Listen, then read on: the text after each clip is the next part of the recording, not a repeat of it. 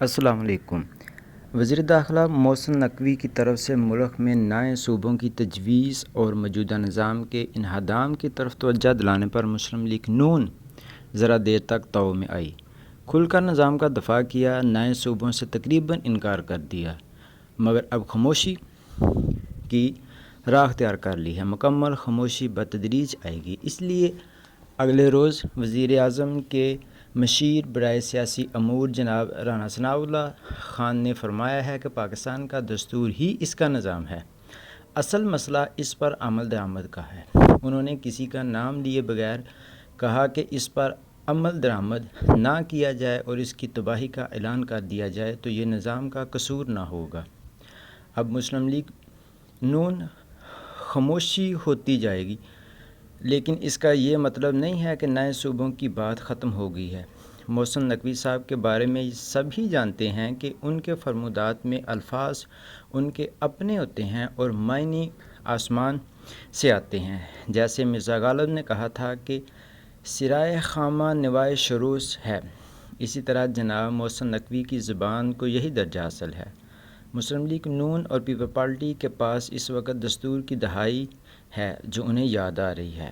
پاکستان کا دستوری ڈھانچہ علیحدگی اختیارات کی بنیاد پر کھڑا ہے، جس کے 3 ستون ہیں: خود مختار عدلیہ جو دستوری نظام کی محافظ ہے، انتظامیہ جس کے اختیارات محدود ہیں، اور مقننہ یعنی پارلیمنٹ جس کے پاس ترمیم کا اختیار تو ہے لیکن اس کے ڈھانچے کو بدلنے کے لیے نئے الیکشن کی طرف جانا ہوگا۔ الیکشن اس نظام کی بنیادی اکائی ہے۔ اس کی بنیاد پر پارلیمنٹ بنتی ہے جس سے حکومت اور عدلیہ کا جنم ہوتا ہے۔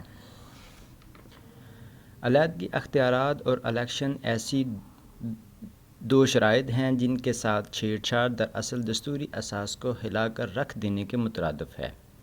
آج مسلم لیگ نون اور پیپل پارٹی جب دستور کی دہائی دے رہی ہے تو یہ بھول جاتی ہے کہ دستور کی دی ہوئی ڈھال کو انہوں نے اپنے ہاتھ سے ہی غیر مؤثر کر دیا ہے۔ فروری 2024 کے الیکشن میں فارم 45 پر فارم 47 کو ملنے والی برتری کی وجہ سے دستور کی اساس پر ہی ضرب لگی ہے۔ اس کے بعد پارلیمنٹ نے عدلیہ کی خود مختاری پر ضرب لگا دی، گویا دستوری ڈھانچہ ہی بدل دیا۔ اس دستور میں پاکستان کا وفاقی نظام بھی آتا ہے۔ اس لیے آرٹیکل 239 کی ذیلی شق 4 میں واضح کیا گیا ہے کہ جب بھی کسی صوبے کی حدود میں رد و بدل مقصود ہو، یعنی کہ کسی صوبے کی جو موجودہ باؤنڈری ہے، جو جیوگرافک اس کی حدود ہے، اس کو اگر کم کیا جائے یا بڑھا دیا جائے تو اس کے لیے ضروری ہے کہ اس کی منظوری اس صوبے کی اسمبلی کی 2/3 اکثریت کرے گی۔ یہ پاکستان کے وفاقی نظام کی بنیادی اکائی ہے۔ اگر اسے تبدیل کرنا ہے تو اس صوبے کی سیاسی جماعت، یعنی کہ اس صوبے کے اندر جو سیاسی جماعتیں ہوں گی وہ عوام کو اس بات کے اوپر قائل کریں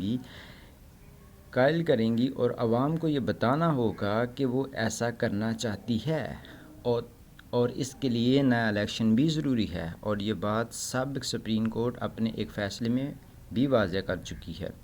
یہ تو ہے اصول کی بات، لیکن اصول عدلیہ کی خود مختاری کا بھی تھا، کیونکہ یہ بنیادی ڈھانچہ کا حصہ تھا۔ جب مسلم لیگ نون اور پیپل پارٹی نے مل کر عدلیہ کی خود مختاری ختم کر دی تھی تو اب نئے صوبوں کی جو ڈیمانڈ ہے اس کے اوپر دستور کی دہائی کون مانے گا؟ جب 27ویں ترمیم کے ذریعے دستور کے ڈھانچے کو توڑ مروڑ دیا گیا تھا تو اب نئے صوبوں کے لیے دستوری پرواہ کون مانے گا؟ مسلم لیگ نون اور پیپل پارٹی نے جو 2024 کے الیکشن میں وصول کیا تھا وہ اب باماسود واپس دینے کا وقت آ رہا ہے۔ نئے صوبے آسمان کی ضد بن چکے ہیں۔ اس آسمان سے مراد جو اسٹیبلشمنٹ ہے میں اس کی بات کر رہا ہوں۔ اس کی وجہ یہ ہے کہ چھوٹے صوبوں میں سیاسی انجینئرنگ آسان ہوگی۔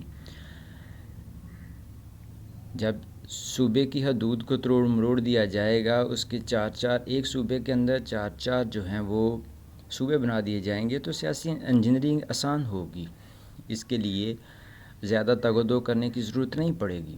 تو یہ کام جو ہے وہ